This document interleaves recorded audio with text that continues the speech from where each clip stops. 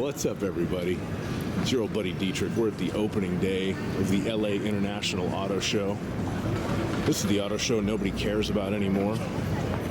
Not even the LA Auto Show cares about the LA Auto Show. If you Google LA Auto Show 2025, the first thing that you'll see is the official website. When you click on like debuts, it says debuts for the 2024 Auto Show will be announced closer to the show. But anyway, this was like, I used to get so excited coming up these stairs. We'll look at a few things in here. I'll show you around. We'll start at the Toyota booth, and we're off to a good start because the most exciting things in here is going to be an old Land Cruiser, an AE86 Corolla, and a yellow Prius. The funniest thing about this car is I'm not sure that they would let you use it as an Uber, because I drove for Uber briefly for a long time ago, and when you register your car, one of the requirements is it can't be yellow because they don't want it to look like a taxi cab. So if you're going to drive for Uber, do not buy this Prius. Genesis is one of the few luxury automakers that bothered to show up. And they have a pretty cool looking booth. The best thing I could say about a Genesis is they have the best massaging seats I've ever felt in a car. That's where we are in the car business right now. Best massaging seats. Volkswagen booth is a lot smaller than it used to be. I mean, who really cares at this point about Volkswagens?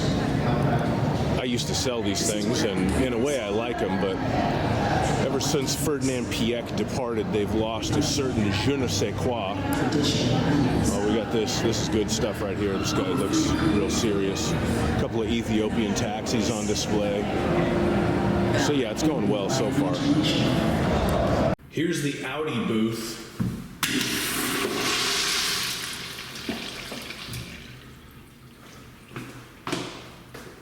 Here's the BMW booth.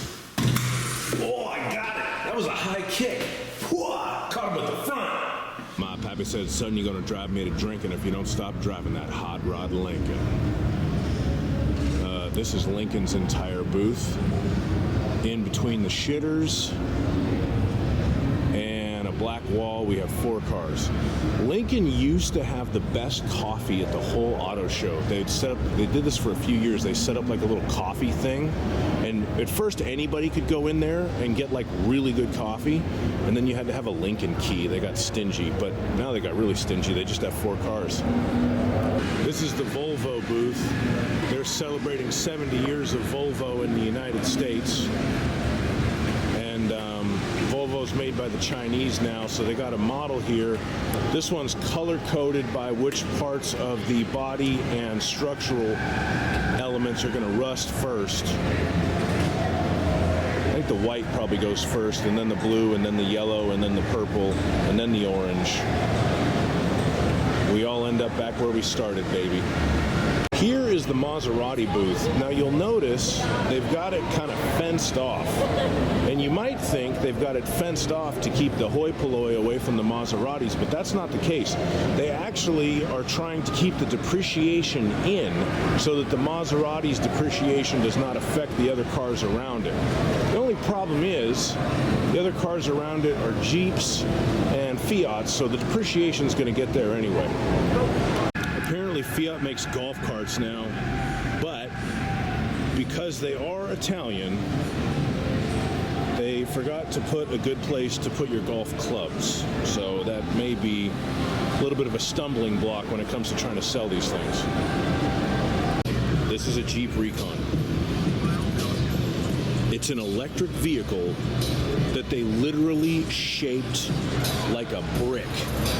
And I imagine that's what they shit when they found out King Jesus Trump took the $7,500 federal tax credit away for EVs. So this pile has 250 miles of range, which really means 170, and they put matte paint on it.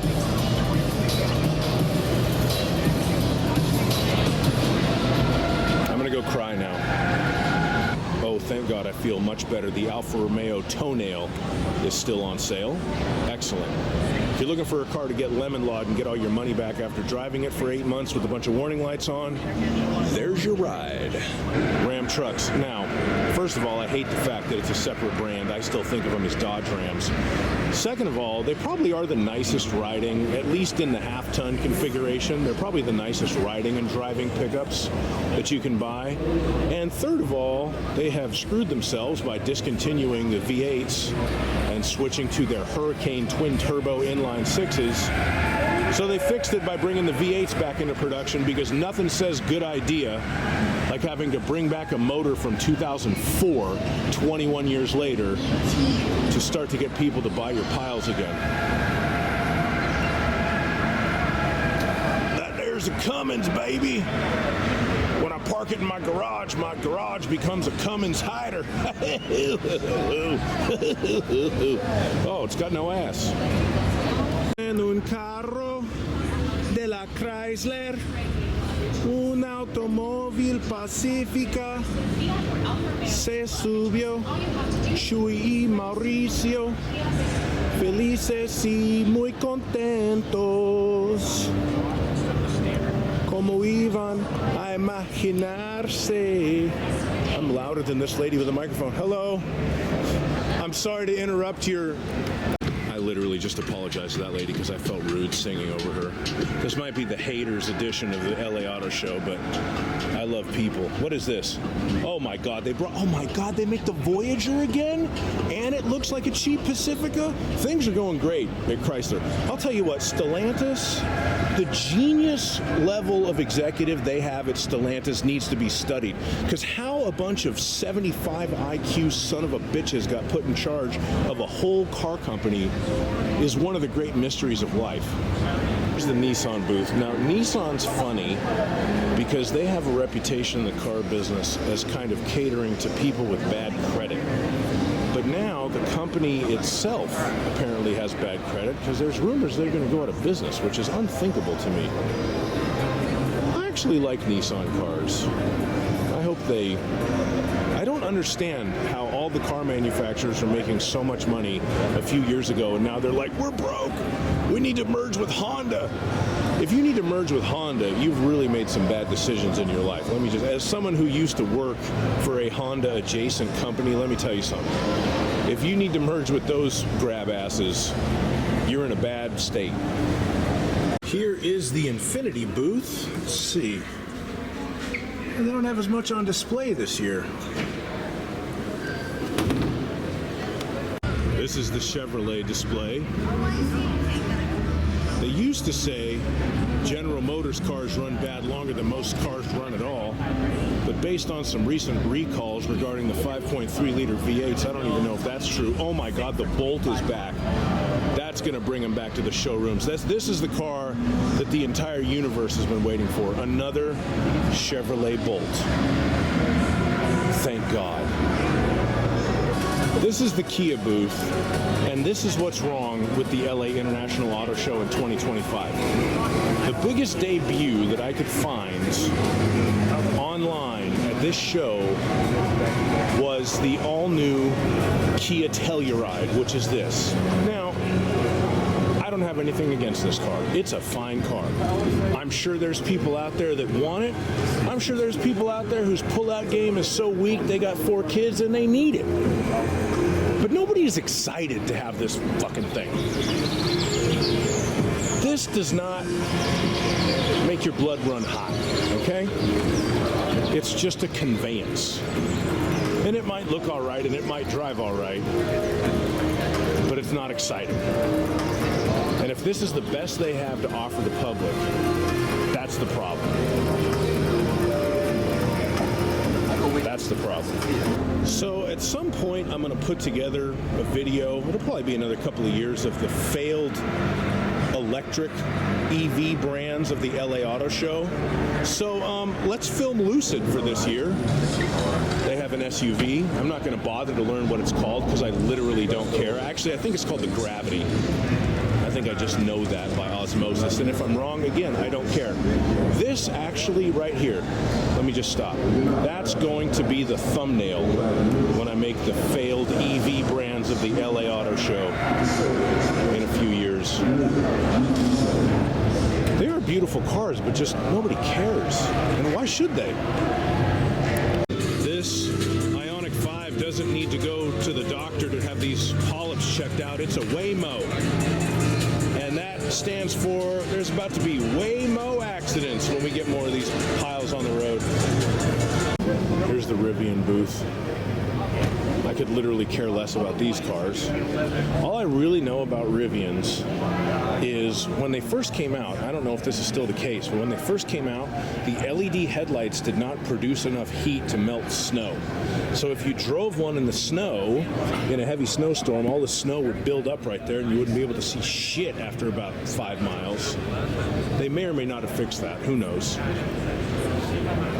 This company would be going out of business very soon if it weren't for the fact they've got corporate tie-ups with, I believe, Volkswagen and Amazon, so they might last a little bit longer. I don't know. I know people like these things, but just I really can't be bothered. I would like it if they jacked this platform up to about 90 degrees and we could just see that thing fall on its side. That would be more entertaining for me, but somehow I doubt that's in my future. This is the most exciting vehicle on display at Honda, the new Moto Compacto. It's an electric scooter that folds up like a briefcase. I happen to know for the 2026 model year, Honda has done updates to the Civic, the Accord, the HR-V, and the CR-V. But in their infinite wisdom, they basically made them look exactly the same as last year's models. So, you know, that's Honda for you. And of course, to go along with Honda, here's the Acura booth. They don't really seem to have anything new this year. Here's the Mercedes-Benz booth.